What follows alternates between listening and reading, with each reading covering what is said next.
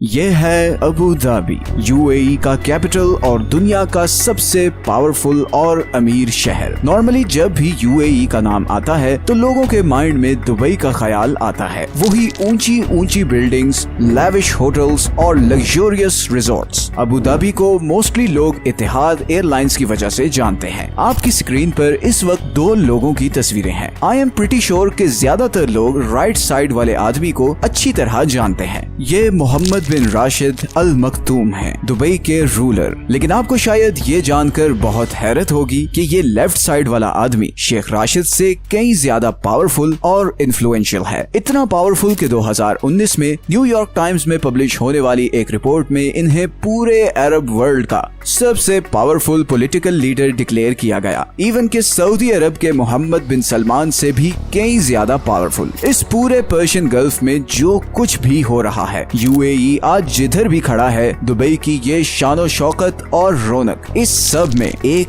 इंसान का हाथ है। ये हैं Sheikh Mohammed bin Zayed Al Nahyan, Abu Dhabi के रूलर, यूएई के प्रेसिडेंट और गल्फ के सबसे पावरफुल और अमीर political leader. Sheikh Mohammed bin Zayed असल में हैं कौन, ये इतने पावरफुल कैसे हुए और वो क्या चीज है जिसने अबू धाबी को इतना पावरफुल बना दिया है कि चाहे वेस्टर्न सुपर पावर्स हो, अरब वर्ल्ड हो, एशियन कंट्रीज हो या इवन चाइना, हर कोई अबू धाबी से बना कर रखना चाहता है। आइए जानते हैं इस सवाल का जवाब। सच ये है कि इस वीडियो में अबू धाबी की हिस्ट्री की बात करें तो 18वीं सदी से पहले यहाँ पर किसी भी ह्यूमन सिविलाइजेशन के कोई साइंस नहीं मिलते। हाँ, पर अबू धाबी के आसपास का ये सारा रीजन बहुत इम्पोर्टेंट था और यहाँ पर हजारों साल से छोटे छोटे कबीले आबाद थे। उस वक्त इस सारे रीजन में सबसे इम्पोर्टेंट और बड़ा ट्राइब था बनी यास। बनी यास के अंदर 20 छोटे छोटे और ट्राइब्स थे जिन्हें डिफरेंट फैमिलीज रूल करती थी। इन्हीं में से एक था अल फलासी ट्राइब। ये वही ट्राइब है जिससे अल नहयान और अल मखतूम फैमिली बिलोंग करती हैं। खैर 1761 में अल फलासी ट्राइब के कुछ लोग ताज़ा पानी की तलाश में इधर आए और फिर इधर पर्शियन गल्फ की कोस्ट लाइन पर सेटल हो गए।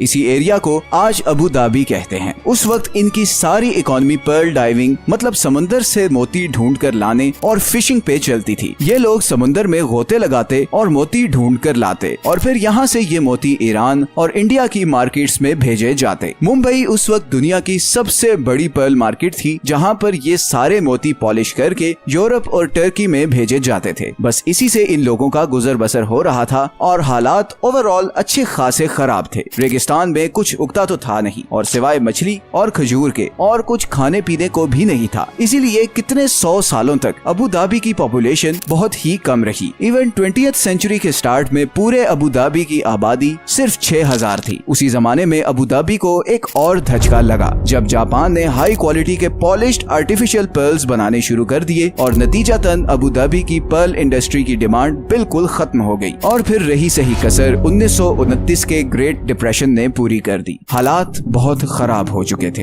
हर तरफ गरीबी और भूख के डेरे थे और ये हालात सिर्फ अबू धाबी के ही नहीं बल्कि दुबई, शारजा, अजमान और इवन सऊदी अरेबिया के हालात भी इससे कुछ डिफरेंट नहीं थे। फिर 1938 में एक बहुत बड़ा टर्निंग पॉइंट आया जब सऊदी अरब में ऑयल के बहुत बड़े रिजर्व्स डिस्कवर हो गए और फिर सारी वेस्टर्न वर्ल्ड का फोकस सऊदी अरब की तरफ हो गया।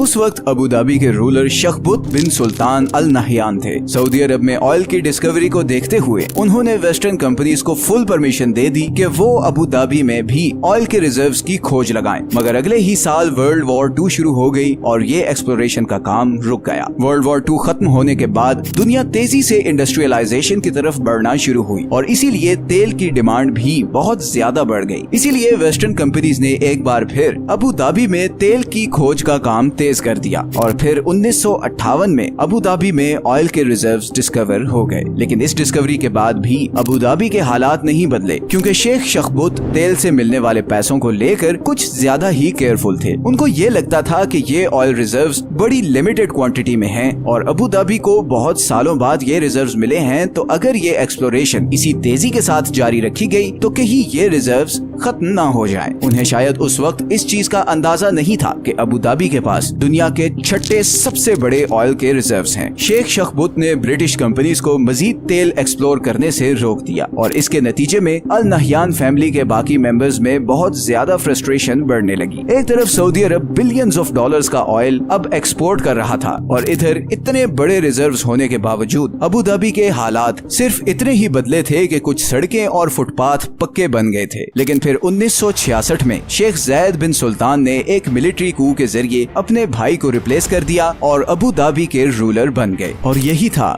गल्फ का टर्निंग पॉइंट। यही वो शख्स है जिसने गल्फ को आज इस मकाम तक पहुंचाया और इसीलिए इन्हें वालिद अल उम्मा मतलब फादर ऑफ नेशंस कहा जाता है। शेख ज़ैद अपने भाई से टोटली डिफरेंट थे। वो इस तेल की डिस्कवरी को लेकर बहुत ऑप्टिमिस्टिक थे। उन्हें लगता था कि ये डिस्कवरी इस पूरे गल्फ रीजन की तकदीर बदल सकती है। शेख ज़ैद एक बहुत ब्रॉड विजन के मालिक थे। उन्हें इस चीज का अच्छी तरह अंदाजा था कि अगर इस सारे रीजन को आगे बढ़ना है तो इन सारे सिटीज को यूनाइटेड होकर रहना पड़ेगा। ऐसा नहीं हो सकता था कि अबू धाबी तेल का पैसा एंजॉय करे और उसके पड़ोसी गरीबी और भूख में रहें, क्योंकि अबू धाबी जितना तेल इस पूरे रीजन में किसी के पास नहीं था। और ये वही टाइम था जब ब्रिटिश एम्पायर भी ये फैसला कर चुकी थी कि अब वो मजीद इन सारे कंट्रीज को रूल नहीं कर सकती। और फिर दिसंबर 1971 में ब्रिटेन इस रीजन से चला गया और शेख ज़ैद की लीडरशिप में 6 स्टेट्स के मिलाप से एक नया कंट्री वजूद में आया जिसे आज हम UAE के नाम से जानते हैं। इन 6 स्टेट्स में Abu Dhabi, Dubai, Sharjah, Ajman, Umm al Quwain और फुजैरा शामिल थे। और फिर एक साल बाद ही 1972 में रास अल खैमा भी UAE का पार्ट बन गया। अबू धाबी इस नए कंट्री का कैपिटल बन गया और शेख ज़ैद बिन सुल्तान अल नहयान UAE के पहले प्रेसिडेंट बन गए। शेख ज़ैद ने सबसे पहले बेसिक नेसेसिटीज पर पैसा खर्चना शुरू किया। रोड नेटवर्क्स की कंस्ट्रक्शन शुरू की गई जो अबू धाबी को आसपास के विलेजेस से कनेक्ट करने वाली थी। बिजली पैदा करने वाले प्रोजेक्ट्स लॉन्च किए गए। अबू धाबी के नॉर्थ में कोस्ट लाइन के साथ समुद्री तूफान से बचने के लिए एक दीवार बनाई गई। इसके बाद शेख ज़ैद ने अपना सारा फोकस इंफ्रास्ट्रक्चर को डेवलप करने पर कर दिया। स्कूल्स,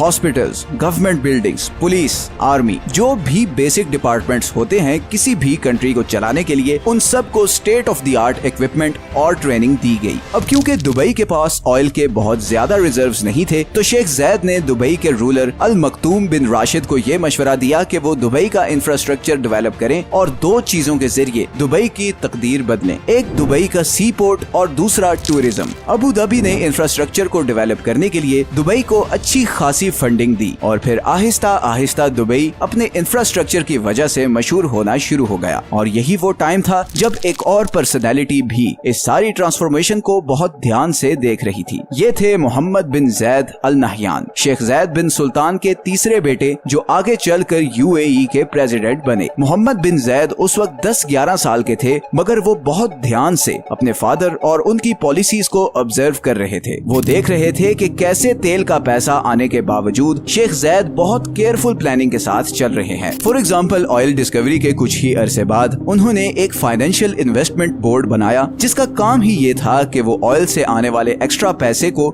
डिफरेंट चीजों में इन्वेस्ट करे। इसके पीछे विजन ये था कि फ्यूचर में अगर तेल कम भी हो जाए तो अबू धाबी के पास इतनी इनकम स्ट्रीम्स हो कि उसे बिल्कुल कोई प्रॉब्लम ना हो। आज की डेट में अबू धाबी के इन्वेस्टमेंट फंड में 1.3 ट्रिलियन डॉलर्स की इन्वेस्टमेंट्स हैं। इनमें से 900 बिलियन डॉलर्स सिर्फ अबू धाबी के सिटीजन्स के लिए हैं। मतलब अगर हम 900 बिलियन डॉलर्स को 3 लाख से डिवाइड करें तो अबू धाबी के हर लोकल के हिस्से में 3 मिलियन डॉलर्स आते हैं। इस हिसाब से अबू धाबी के लोकल्स दुनिया के अमीर तरीन लोग हैं और ये अमीरी इसलिए है कि शेख ज़ैद की गाइडेंस में इस फंड ने ऑयल से आने वाले एक्स्ट्रा पैसे को रियल एस्टेट से लेकर equity funds, hotels, airports, factories और इवन बैंक्स में भी इन्वेस्ट किया। और इसीलिए जब भी कोई इकोनॉमिक क्राइसिस आता है तो अबू धाबी को कोई खास फर्क नहीं पड़ता। और इसी की एग्जांपल है कि 2008 में जब फाइनेंशियल क्राइसिस आया और दुबई की इकोनॉमी क्लैप्स कर गई तो अबू धाबी ने ही 10 बिलियन डॉलर्स का लोन देकर दुबई को बेल आउट किया और इसी के बदले में दुबई की इस मशहूर ऊंची बिल्डिंग का नाम बुर्ज दुबई से चेंज करके अबू धाबी के रूलर के नाम पर बुर्ज खलीफा किया गया। आज भी दुबई का डेट बजट करीबन 90 बिलियन डॉलर्स है, जिसमें से 20 बिलियन डॉलर्स तो सिर्फ अबू धाबी से लिया हुआ लोन है जो दुबई ने अभी तक वापस नहीं किया। तो ये थी अबू धाबी की इकोनॉमिक स्ट्रेंथ। अभी तो दो और चीजें हैं जिनकी वजह से अबू धाबी पूरे गल्फ पर बाजी ले गया है। मोहम्मद बिन जैद की जिंदगी का एक बड़ा पोर्शन मिलिट्री में गुजरा है। सिर्फ 20 साल की उम्र में उन्होंने अमीराती एयरफोर्स ज्वाइन की और फिर 1991 में जब सद्दाम हुसैन ने कुवैत पर अटैक किया तो इराक के खिलाफ सारी मिलिट्री स्ट्रगल को उन्होंने ही लीड किया। शायद इसी आर्मी बैकग्राउंड की वजह से मोहम्मद बिन जैद को ये जुनून हुआ कि वो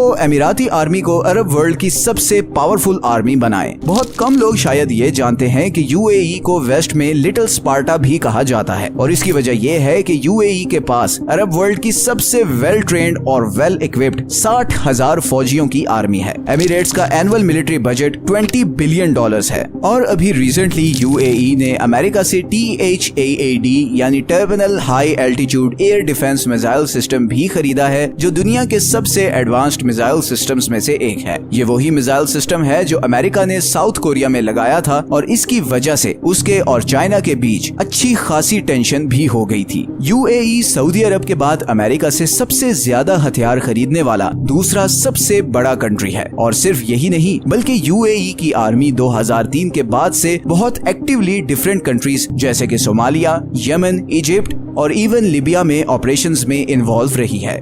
इसके अलावा यूएई में सारे मेडिकली फिट अमीराती मर्दों के लिए नेशनल मिलिट्री सर्विस ट्रेनिंग लेना मस्ट है और सिर्फ आर्मी ही नहीं बल्कि यूएई की पुलिस भी दुनिया की सबसे वेल इक्विप्ड और ट्रेंड पुलिस फोर्स है। अभी 2003 में अबू धाबी को दुनिया का सबसे सेफेस्ट सिटी डिक्लेयर किया गया है और इसी सिक्योरिटी की वजह से आज यूएई दुनिया का एक बहुत इम्पोर्टेंट फाइनेंशियल, कमर्शियल, टूरिस्ट और लॉजिस्टिक सेंटर बन चुका है और इसका सारा क्रेडिट अबू धाबी की लीडरशिप को जाता है जिन्होंने जबरदस्त प्लानिंग के थ्रू ऐसा लॉ एंड ऑर्डर मेंटेन किया है कि आज हर बड़ी कंपनी का हेडक्वार्टर आपको दुबई या अबू धाबी में मिलेगा। यहाँ पर एक कंट्रोवर्शियल चीज ये भी है कि Mohammad bin Zaid Arab world में डेमोक्रेसी के बहुत खिलाफ हैं। उनके मुताबिक अरब कंट्रीज डेमोक्रेसी के लिए रेडी ही नहीं है और अगर डेमोक्रेसी को मौका दिया गया तो कोई एक्सट्रीमिस्ट ग्रुप इलेक्शन जीतकर यूएई की सारी प्रोग्रेस तबाह कर देगा और यही वजह है कि मोहम्मद बिन जैद एक स्ट्रॉन्ग मिलिट्री के जरिए सबको कंट्रोल में रखना चाहते हैं। इसी स्ट्रॉन्ग मिलिट्री और इकोनॉमी की वजह से आज अबू धाबी, यूएई और इवन पूरे गल्फ की जियोपॉलिटिकल स्ट्रेटजी कंट्रोल कर रहा है और इन्हीं दो चीजों की वजह से मोहम्मद बिन जैद आज डिफरेंट कंट्रीज के साथ जबरदस्त डिप्लोमेटिक रिलेशनशिप्स भी बिल्ड कर रहे हैं। India, Indonesia, Ethiopia, China, Russia, हर कंट्री की top leadership Mohammed bin Zayed की लीडरशिप में यूएई के साथ प्लान्स साइन कर रही है क्योंकि इतने पैसे और पावर के साथ वो पर्शियन गल्फ में सारी बड़ी सुपर पावर्स के लिए एक हॉट फेवरेट लीडर हैं। तपते हुए रेगिस्तानों में, गरीबी और भूख के गहरे बादलों में जिस तरह दुबई और अबू धाबी को खड़ा किया गया है वो अपनी मिसाल आप है। पैशन, कमिटमेंट और अपने लोगों से वफादारी वो चीज है जो रेगिस्तान को भी गुलिस्तान बना देती है। क्या मोहम्मद बिन जैद और राशिद बिन मखदूम के बाद आने वाले भी इसी लगन से अपने लोगों के लिए काम करेंगे? ये तो आने वाला वक्त ही बताएगा। ये हैं वो सारे सोर्सेज जहां से हमने इस वीडियो के लिए कंसल्ट किया है। अगर आपको ये वीडियो अच्छी लगी है तो इसे लाइक और चैनल को सब्सक्राइब जरूर कर दें। मिलते हैं नेक्स्ट वीडियो में एक और इंटरेस्टिंग टॉपिक के साथ। अपना ख्याल रखिएगा। अल्लाह हाफिज।